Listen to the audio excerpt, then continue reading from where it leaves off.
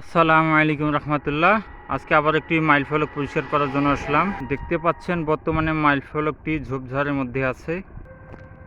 এখন আমরা মাইল ফলকটির সামনের জঙ্গলগুলো পরিষ্কার করে দিয়ে মাইল ফলকটি দৃশ্যমান করে দেব। দেখতে পাচ্ছেন কি শক্ত, কাটতিছে না।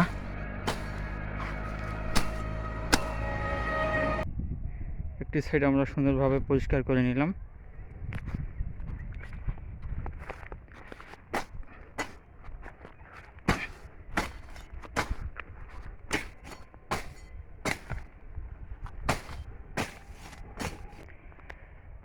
আলহামদুলিল্লাহ, সুন্দরভাবে আমরা দুটি সাইড পরিষ্কার করে দিলাম।